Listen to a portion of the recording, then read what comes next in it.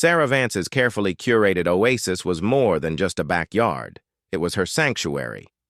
Tucked away in the affluent, meticulously managed community of Emerald Point, her property boasted a vibrant garden, a custom-built pergola, and the crown jewel, a shimmering cobalt-blue saltwater pool. For Sarah, a software engineer who spent her days wrestling complex algorithms, the pool offered a sacred space for respite, a tranquil buffer against the world's demands. It was also, unfortunately, a frequent point of contention with the Emerald Point Homeowners Association. The HOA, led by the indomitable, iron-fisted President Brenda Stone, prided itself on upholding the community's pristine aesthetic and harmonious living standards. In practice, this often translated into Brenda's insatiable need for control. Sarah had endured countless passive-aggressive emails about the precise shade of her front door, the height of her hedges, and the excessive splashes heard during her Friday night swims. Each interaction was a delicate dance between maintaining her independence and avoiding a full-blown declaration of war. Sarah usually chose quiet defiance, meticulously documenting every interaction, every rule interpretation, every thinly veiled threat. It was a habit honed by years of dealing with corporate bureaucracy, and it now served as her shield against Brenda's tyranny. Today, however, a sense of unease gnawed at her. Sarah had returned from a challenging week-long business trip, feeling the familiar hum of exhaustion. The house felt off. Not overtly disturbed, but a subtle displacement, like a misplaced book on a familiar shelf. She dismissed it as travel fatigue, attributing the vague sense of intrusion to her overactive imagination. Yet, as she unpacked her suitcase, her gaze fell upon the small, unobtrusive security camera mounted discreetly beneath the eaves, overlooking the pool area. It was one of 3 installed after a minor vandalism incident 6 months prior, a forgotten detail in the daily grind now suddenly prominent in her mind. The previous evening, while still away, Sarah had received a terse, almost celebratory email from Brenda Stone. Subject: urgent remediation required. Pool chemical imbalance. The email claimed a verified complaint about an algae bloom and unacceptable chemical levels in her pool, despite Sarah having hired a professional service to maintain it weekly. The email further stated that due to her absence and the imminent risk to community water systems, a ridiculous exaggeration given her self-contained pool, the HOA would dispatch its own authorized personnel to perform an emergency remediation the following morning. Sarah had scoffed, typing out a sharp reply demanding specifics and insisting on her pool service's competence, but Brenda's response was swift and final. Action has been taken. Your cooperation is appreciated. Sarah's blood began to boil. Action had been taken? Without her explicit consent? She walked to the back door, her heart rate accelerating. The pool glittered innocently under the afternoon sun, crystal clear, no hint of algae. She peered closer. Nothing seemed amiss. But the words authorized personnel echoed in her mind, laced with Brenda's self-righteous arrogance. Then she saw it. A faint, almost imperceptible smudge on the polished chrome of the gate latch leading to the pool area. She always wiped it clean, a minor OCD habit, and beside it, partially obscured by a potted fern, a small, barely visible footprint in the damp soil. It was too small for her pool guy's work boots and too distinct to be hers. A cold certainty settled over Sarah. They had been in her yard. They had opened her gate. They had, in her absence, trespassed. Her eyes darted back to the security camera. The silent sentinel, a tiny black eye watching everything. A flicker of cold, righteous fury, mixed with a chilling anticipation, ignited within her. She pulled out her phone, opened the security app, and navigated to the cloud storage for the past 24 hours. Her fingers trembled slightly as she selected the timestamp for early that morning, around the time Brenda's email indicated the remediation would have occurred. The first few minutes showed nothing but the quiet backyard, the gentle rustle of leaves in the morning breeze. Then, a figure entered the frame. It was not her regular pool technician. It was Brenda Stone herself, dressed in casual clothes, carrying a small, unmarked plastic container. With her was Gary, the HOA's bumbling, sycophantic handyman, looking nervous and clutching a clipboard. Sarah zoomed in, her breath catching in her throat. Brenda, with a grim set to her jaw, was instructing Gary. He fumbled with the gate latch, Brenda impatiently reaching past him to click it open. They stepped inside the pool area. Brenda walked directly to the deep end, uncapped her container, and with a deliberate, almost theatrical flourish, poured a small amount of liquid into the crystal-clear water. Gary, meanwhile, was pretending to check the skimmer basket, avoiding eye contact with the camera. Brenda then turned, a smirk playing on her lips, and said something to Gary that made him wince and nod vigorously. She pointed at the camera, a fleeting, almost imperceptible gesture, a knowing glance that spoke volumes of her perceived impunity. Then they turned and exited, relatching the gate. Sarah watched the recording loop, her initial rage congealing into a potent, icy calm. Algae bloom? Chemical imbalance? This wasn't remediation. This was sabotage. This was Brenda injecting something into her pool to create a problem, to justify her intrusion and assert her dominance. The audacity was breathtaking. Brenda hadn't just trespassed, she had attempted to contaminate her private property to manufacture a violation. The video ended. Sarah closed the app, her phone heavy in her hand. For months, she had tolerated Brenda's petty tyrannies, choosing peace over confrontation. But this was a direct, malicious assault on her home, her sanctuary, her peace of mind. Brenda Stone had crossed a line, a very distinct, very illegal line. A ghost of a smile touched Sarah's lips. It wasn't a pleasant smile, but one of grim satisfaction. Brenda had been so utterly convinced of her power, so arrogant in her impunity. She hadn't known about the cameras, or, more importantly, she hadn't known about Sarah's cousin, Judge Eleanor Vance. The thought of Eleanor, with her sharp mind, meticulous nature, and unwavering commitment to justice, was a flicker of lightning in Sarah's mind. This wasn't just a petty HOA dispute anymore. This was about criminal trespass, property damage, and a pattern of harassment. Brenda Stone had opened a Pandora's box, and Sarah, with the irrefutable evidence in her pocket and a powerful ally only a phone call away, was about to unleash its contents. The game, she realized, had just changed, and Brenda Stone had absolutely no idea who she was playing against. The cold satisfaction that had settled over Sarah after watching the surveillance footage slowly solidified into a resolve of tempered steel. The video clip, a mere 30 seconds of Brenda Stone's audacious act, felt like a loaded weapon in her hand. For too long, she had absorbed the HOA's petty aggressions, dismissed them as minor annoyances in the grand scheme of life. But this was a direct violation, a malicious invasion of her private space. Brenda hadn't just overstepped, she had committed a deliberate act of sabotage, convinced of her own untouchability. That conviction was about to shatter. Sarah didn't hesitate.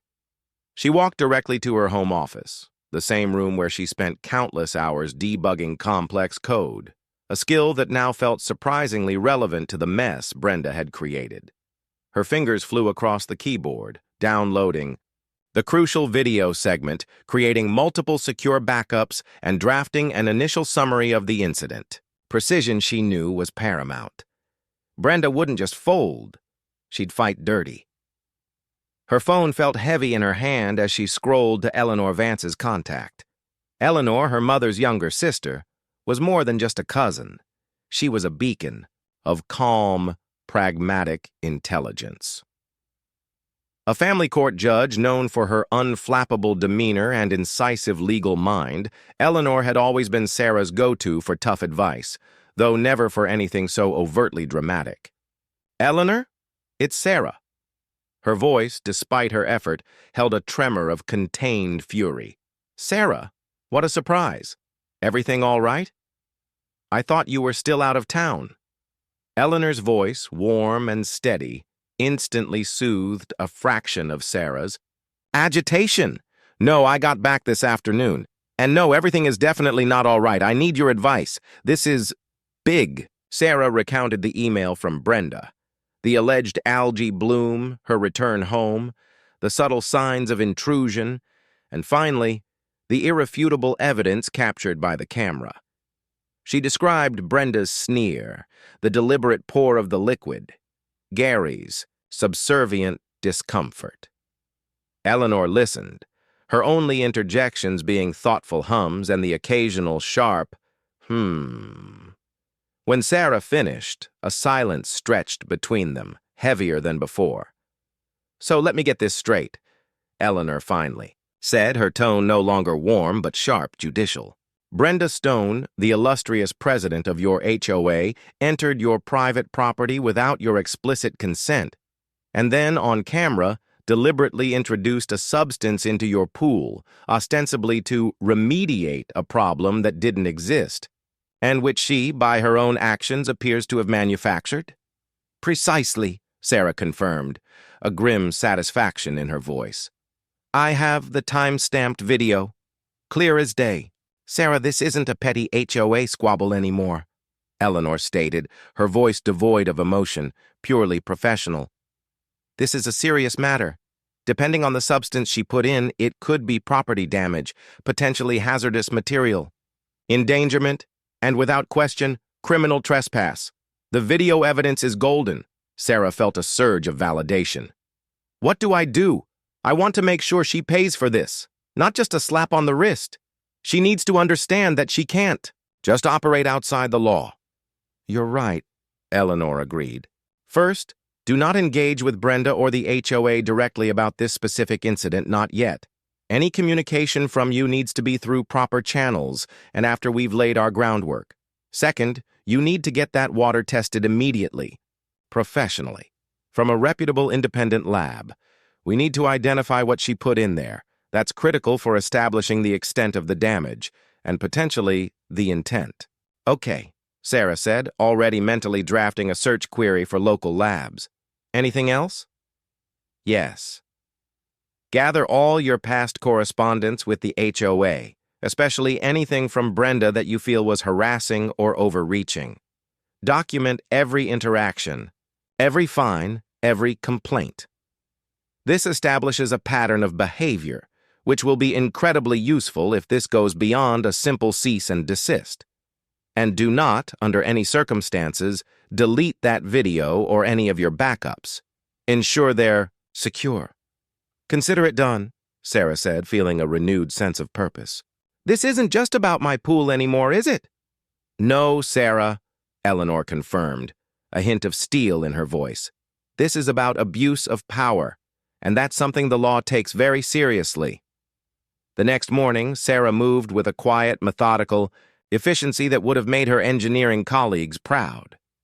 She found a certified environmental testing lab in a neighboring county, chosen specifically for its independence from local HOA networks. A technician, a soft-spoken woman named Dr. Anya Sharma, arrived by midday, meticulously collecting water samples from Sarah's pool, sealing them in sterile vials, and documenting the process with a handheld device.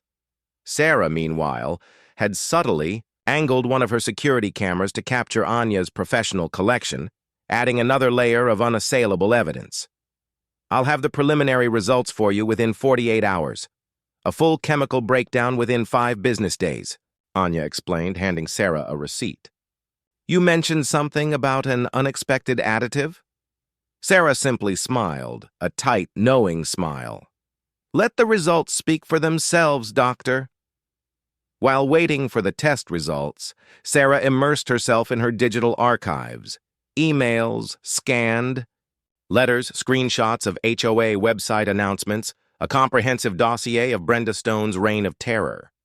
The excessive splashes complaint, the unapproved color of her azaleas, the stern warnings about her recycling bins being visible for an hour too long on pickup day. It was all there, a testament to Brenda's micromanaging, overbearing personality. Each document solidified the narrative, a pattern of harassment, culminating in the bold act of trespass and potential contamination. Meanwhile, Brenda Stone was basking in the afterglow of her perceived victory. She'd handled the defiant Sarah Vance. The slight smirk Gary had given her when she pointed at the camera, a fleeting moment of shared amusement at Sarah's presumed ignorance, replayed in her mind. It confirmed her belief that she was untouchable, that her authority as HOA president was absolute. She imagined Sarah returning home, discovering the algae, and quietly submitting to the HOA's punitive measures. Brenda had already drafted a follow-up email, a smug notification of a $500 fine for failure to maintain property standards and necessitating emergency HOA intervention. She planned to send it the moment the remediation period she'd arbitrarily set was over. 2 days later, Anya Sharma called Sarah.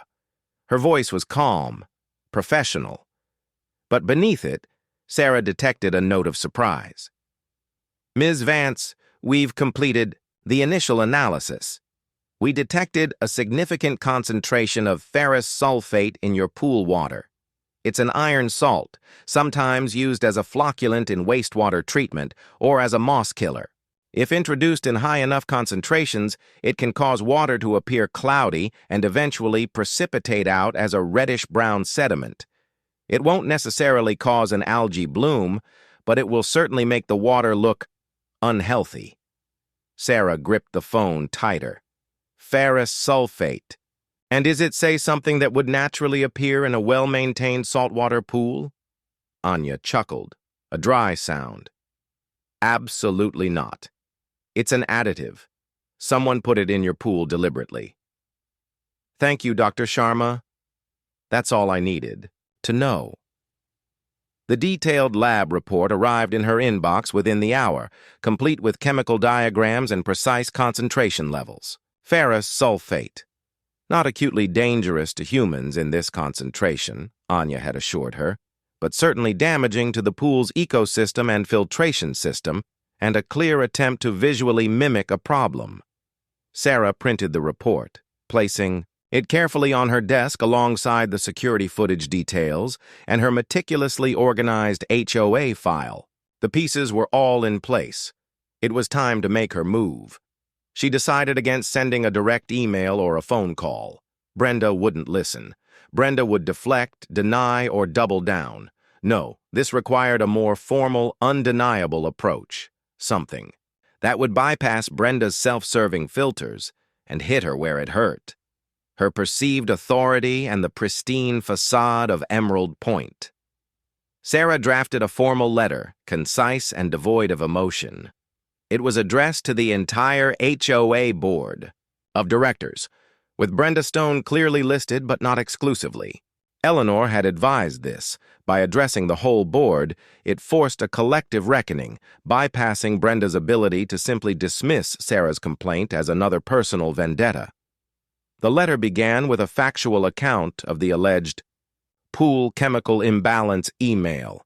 It detailed her absence, the HOA's stated emergency remediation, and then, without preamble, delivered the bombshell. On the morning of date of incident, at timestamp from video, my private security cameras captured HOA President Brenda Stone, accompanied by Mr. Gary Johnson, entering my enclosed pool area without my permission. The footage clearly shows Ms. Stone intentionally introducing a foreign substance into my pool water. Subsequent independent laboratory testing, performed by lab name on date of test, has identified this substance as ferrous sulfate, a compound not naturally occurring in properly maintained pool water and demonstrably introduced to create the appearance of a chemical imbalance. The letter continued, outlining the implications: trespass, property damage, potential fraud, and a blatant abuse of power. It included a demand for an immediate public apology from Brenda Stone, full reimbursement for the independent lab tests, and a commitment from The board meeting had ended in a flurry of hushed, angry whispers, leaving Brenda Stone feeling as though she'd been stripped bare and left shivering in the biting wind. The collective glares, the pointed questions, the cold, damning evidence, it had all converged on her with the force of a tidal wave. She had always commanded the room, her voice the loudest, her will the most unyielding. Now she was an object of fear and disdain. Her meticulously crafted facade of benevolent authority, the one she'd so painstakingly maintained, lay in ruins. She stumbled out of the clubhouse, the afternoon sun feeling too bright, too accusatory. Her first instinct was to call Gary, to unleash a torrent of rage on him for his perceived betrayal during the meeting. But then a colder, more cunning thought took hold. Gary was a liability, yes, but he was also the only other witness, however, unwilling to her act. His testimony, if turned against her, would be devastating. She needed to control him, to ensure his silence, or at least his compliance. Gary, meanwhile, was already a terrified mess. He'd seen the video, he'd seen the lab report, he knew the extent of Brenda's reckless gamble, and now he was caught in the crossfire. His phone buzzed, and he saw Brenda's name flash across the screen. His hand hovered over the answer button, sweat beading on his forehead. He envisioned her wrath, sharp and venomous, but also the potential legal repercussions Sarah's letter had hinted at. Trespass, property sabotage. He had a family, a modest reputation, and he knew with chilling clarity that aligning himself further with Brenda could cost him everything. He let the call go to voicemail. Brenda's fury at Gary's unanswered call morphed into a desperate strategic pivot. She needed to discredit Sarah, fast, before the news of the scandal fully permeated the gossipy corridors of Emerald Point. She retreated to her meticulously decorated living room, its opulent furnishings now seeming to mock her precarious position. Her mind, usually so sharp and manipulative, raced frantically, grasping at straws. There had to be something. Sarah. Vance, the quiet, analytical software engineer, couldn't be as spotless as she appeared. Everyone had secrets, vulnerabilities. Brenda grabbed her iPad, her fingers flying across the screen. She began to scour the community forums, the residents' directory, even general online searches. She looked for disgruntled neighbors, past minor infractions Sarah might have committed that hadn't been fully resolved, anything that could be twisted, exaggerated, or outright fabricated into a counter-narrative. Her first target was Sarah's professionalism. Could she plant rumors about Sarah being unreliable, difficult to work with, or somehow unstable? No, that was too vague, too easily dismissed. Her gaze fell upon the financial records of the HOA. Sarah had once questioned a line item for landscaping, enhancements, that seemed disproportionately high. Brenda had dismissed her, but now a malicious seed began to sprout. Could she accuse Sarah of attempting to undermine the HOA's financial integrity, perhaps even of some form of petty embezzlement related to a past minor community fund? It was a flimsy idea, but desperation clawed at her. The other board members, however, were not idling. Richard Hayes, the accountant, immediately contacted the HOA's legal counsel. The lawyer, a slick, weary man named Mr. Thompson, listened with growing alarm as Richard recounted the events. "Let me be unequivocally clear, Mr. Hayes," Thompson stated, his voice grave. "This is a Category A disaster. Ms. Stone's actions, as described and as evidenced by the video, constitute clear-cut criminal trespass and potentially malicious property damage. The claim of legal counsel in Ms. Vance's letter suggests she has already engaged a formidable attorney, and given the nature of the evidence, a civil suit is highly likely to succeed. Furthermore, depending on the local statutes, The HOA itself could be held liable for damages, even if Ms. Stone acted outside her authorized duties, simply by virtue of her being the acting president. Richard blanched. So, what are our options? Your best option, Thompson said, his tone firm, is damage control, immediate and decisive action. You need to distance the HOA from Ms. Stone's actions completely. That means a public censure, a formal apology to Ms. Vance, and immediate suspension, if not outright removal, of Ms. Stone from her position as president and from the board. Removal? Richard echoed, the word tasting like ash. Brenda had been president for nearly a decade, her presence as unmovable as the granite monuments at the community entrance. If you want to mitigate your financial exposure and protect the integrity of the HOA, yes, Thompson insisted. Delaying or defending Ms. Stone will only deepen the hole. Ms. Vance has irrefutable proof. The community will turn on you, and a judge will look very unfavorably on any attempt to shield Ms. Stone. My advice? Cut your losses, publicly address this, and make Ms. Stone a former problem. News of Brenda Stone's alleged misconduct spread through Emerald Point like wildfire. It started as whispers, then became open discussions at the community pool, ironically, and finally erupted into a flurry of messages on private neighborhood chat groups. Residents who had quietly resented Brenda's heavy-handed tactics now felt emboldened to voice their long-suppressed grievances. Stories emerged. Brenda intimidating a young couple over their mailbox color, Brenda arbitrarily fining a disabled veteran for a disheveled lawn, Brenda's personal vendettas masquerading as official HOA business. The narrative quickly shifted, from Sarah Vance is causing trouble again to Brenda Stone has finally been caught. Sarah, meanwhile, remained outwardly calm. She knew the storm was brewing, but she had prepared. Eleanor had drilled into her the importance of appearing reasonable and collected, even as Brenda inevitably descended into chaos. Brenda will lash out, Sarah, Eleanor had warned. She'll try to discredit you, accuse you, deflect. Don't engage. Let the facts speak. Your silence in the face of her histrionics will speak louder than any argument. True to form, a day after Sarah's letter was delivered, Brenda sent a community-wide email. It was a masterpiece of deflection and thinly veiled accusation. Subject: Important community announcement regarding recent falsehoods. The email claimed unsubstantiated and malicious accusations had been made against her, designed to disrupt the harmonious order of Emerald Point. She hinted at personal vendettas and attempts to undermine the authority of the elected board, without directly naming Sarah or the pool incident. She even suggested Sarah was attempting to create discord for personal gain. It was a desperate, almost comical attempt to regain control of the narrative, but it was too late. Many residents, having already heard the rumors and perhaps even seen snippets of the leaked video, because in Emerald Point, secrets rarely stayed secret for long, simply scoffed. Sarah received calls and texts from other residents, some expressing outrage, others offering support, and a few surprisingly admitting they had similar, though less dramatic, run-ins with Brenda. One elderly neighbor, Mrs. Henderson, called simply to say, "It's about time someone stood up to that woman, dearie. You're doing God's work."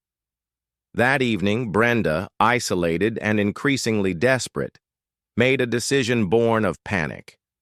She needed to intimidate Sarah directly, to make her back down. She couldn't risk a full-blown lawsuit, not with the video. Her reputation, her position, her entire carefully constructed life as the Queen of Emerald Point depended on squashing this before it exploded. She drove to Sarah's house, her heart pounding with a mixture of fear and adrenaline. It was late, past sunset, the streetlights casting long shadows. She parked 2 houses down, then approached Sarah's property on foot, a large, official-looking envelope clutched in her hand. This wasn't a formal HOA visit, this was a personal intimidation tactic. She planned to deliver a handwritten final warning of dire consequences if Sarah continued her slanderous campaign. As she reached Sarah's front door, Brenda saw the faint glow of a light in Sarah's home office. She rang the doorbell, a sharp, insistent chime that echoed in the quiet evening. Sarah, who had been reviewing her file one last time, heard the doorbell. A quick glance at her security monitor, linked to a camera at her front door, confirmed her suspicion. It was Brenda. Alone. A cold smile touched Sarah's lips. She had anticipated this. Brenda, cornered, would resort to direct confrontation. It was exactly what Eleanor had predicted. Instead of answering the door, Sarah pressed a button on her intercom, connecting to the exterior speaker. "Brenda," she said, her voice calm and clear, amplified just enough to be heard distinctly on the quiet street. "You are on private property. You are not authorized to be here. This is a direct violation of the HOA's own rules, not to mention a further act of trespass." Brenda froze, the blood draining from her face. She hadn't expected Sarah to be home, let alone to greet her over an intercom. And the word trespass hit her like a physical blow, reminding her of the video, the lab report, the crumbling edifice of her authority. I just wanted to deliver a message," Brenda stammered, her voice suddenly thin, lacking its usual steel. "Any message you have for me, Ms. Stone, should be delivered through official HOA channels, or better yet, through your legal counsel to mine," Sarah's voice continued, unwavering. "You have exactly 60 seconds to vacate my property. Failure to do so will result in an immediate call to law enforcement." Brenda stood there for a moment, paralyzed. Brenda Stone fled Sarah Vance's doorstep in a haze of humiliation and raw fear. The chilling calm of Sarah's voice through the intercom, the implied threat of police involvement, had struck a deeper chord than any shout or accusation. This wasn't the Sarah Vance she thought she knew, the quiet resident who merely grumbled about HOA rules. This was a calculating adversary, armed with irrefutable proof and an unnervingly steely resolve. The carefully constructed walls of her authority, once seemingly impenetrable, were now crumbling with terrifying speed. The next morning, the official repercussions began. Richard Hayes, emboldened by Mr. Thompson's stark warning and the growing chorus of resident discontent, convened an emergency HOA board meeting. Brenda, still reeling from her failed intimidation attempt, walked into a room thick with tension and accusatory glances. Her usual grand entrance was met with stony silence. "Brenda," Richard began, his voice surprisingly firm, "we've consulted with Mr. Thompson, our legal counsel.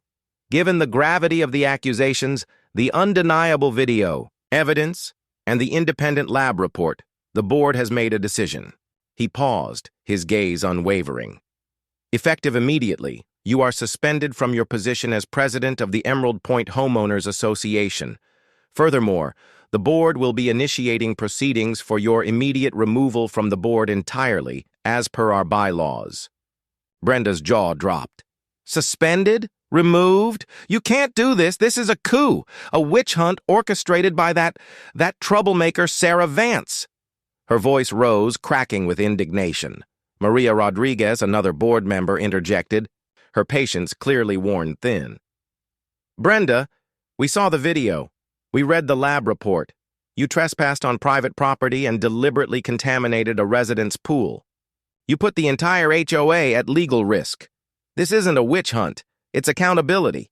We have a fiduciary duty to protect this community, and your actions have severely jeopardized that.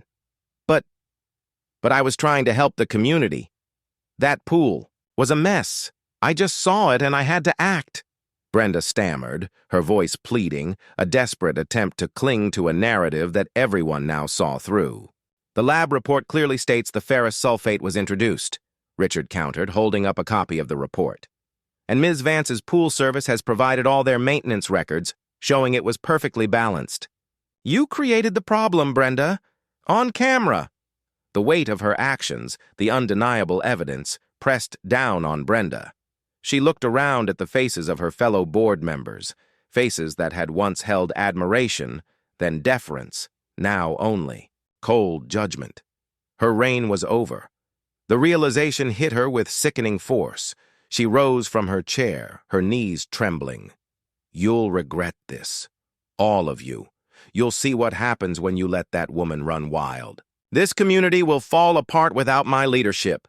She stormed out, her exit lacking its usual theatrical flair, replaced by the pathetic sound of a defeated woman.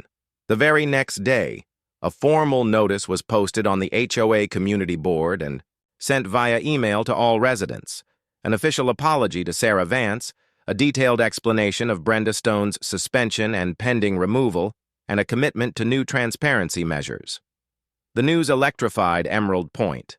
For many, it was a moment of long-awaited liberation. Sarah received a flurry of emails and phone calls, not just of support, but of gratitude.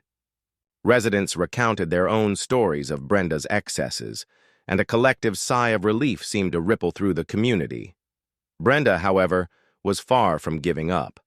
Stripped of her official power, she retreated to her inner circle of cronies, a handful of residents who had always benefited from her patronage or shared her narrow-minded view of community governance. Led by Carol Henderson, no relation to Mrs. Henderson, Sarah noted with amusement, a woman as gossipy as she was loyal to Brenda, they launched a counter-offensive.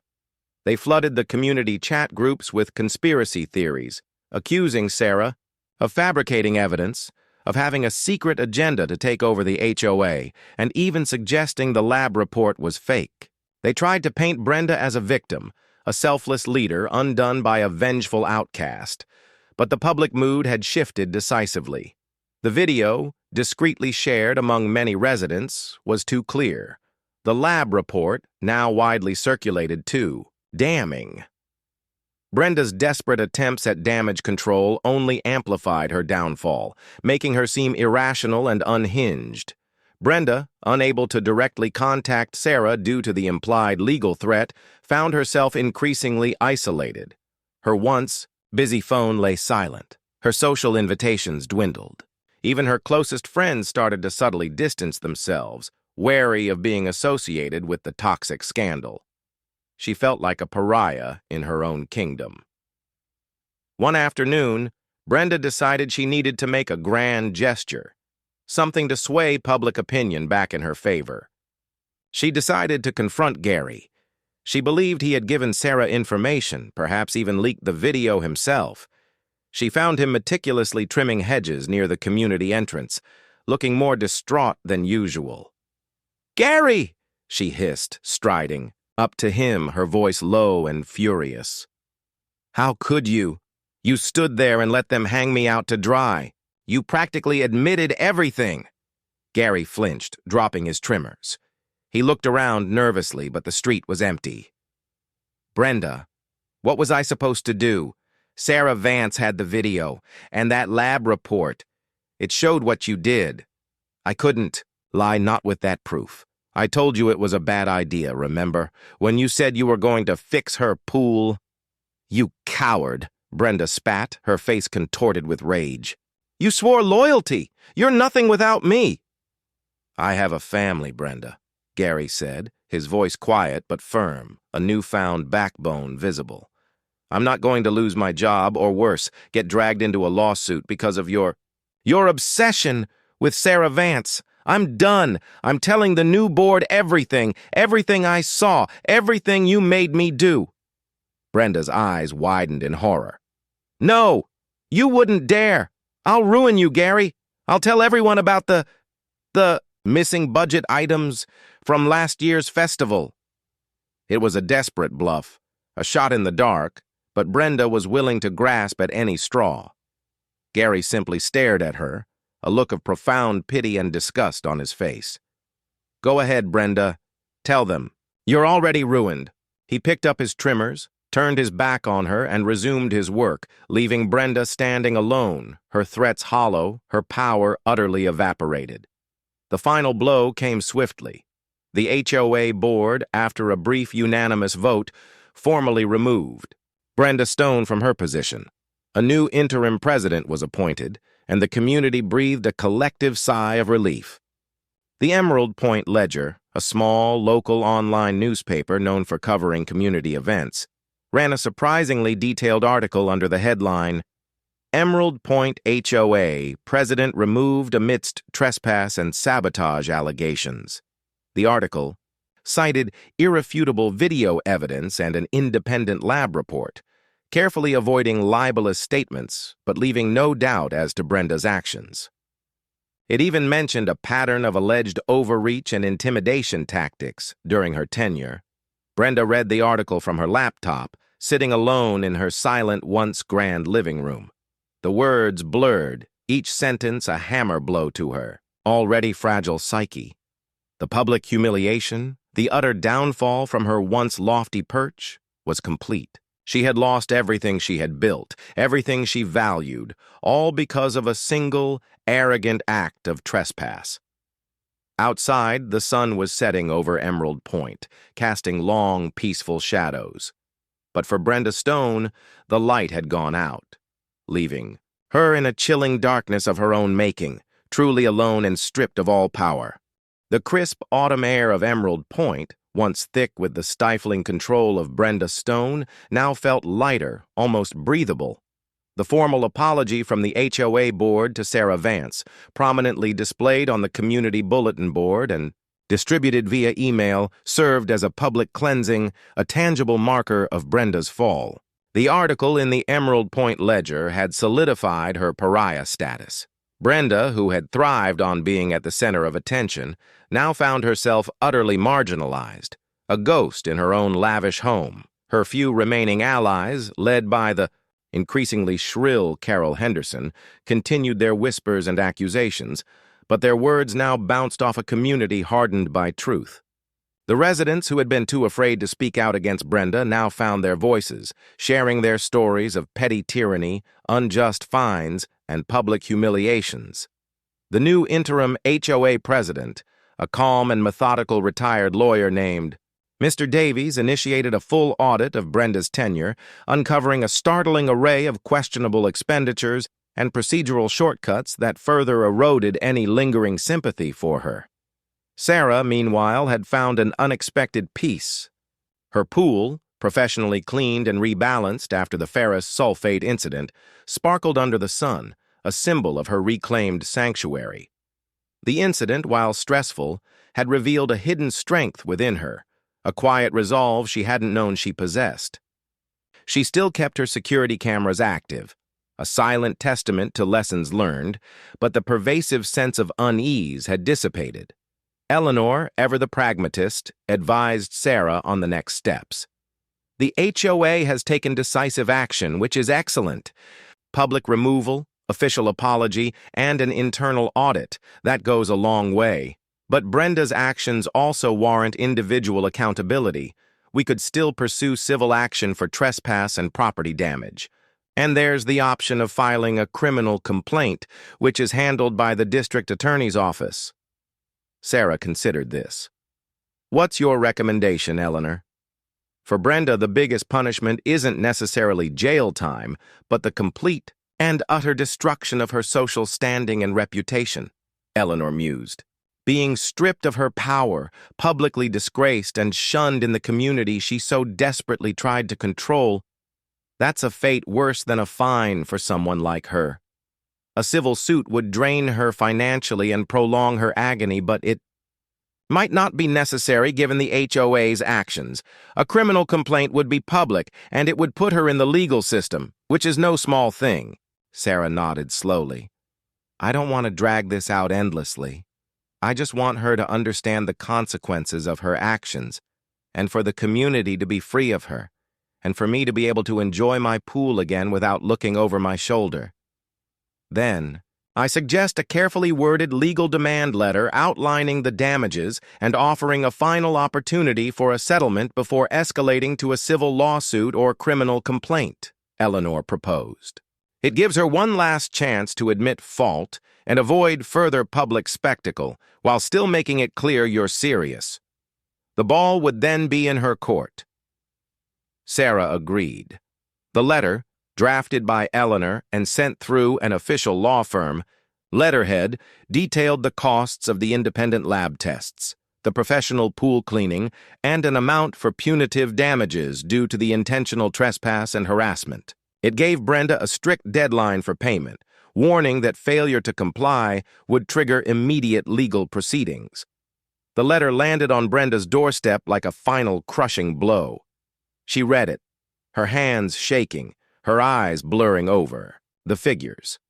Money she had in abundance, but the formal, cold tone, the official demand, coupled with the explicit mention of civil lawsuit and criminal complaint, was a stark reminder that her actions had consequences beyond the loss of her HOA title. This was real. This was the law. She tried to call Carol, but Carol, fearing her own complicity, now dodged her calls. Brenda was truly alone. She paced her opulent living room, the silence deafening, the vast space suddenly feeling like a cage.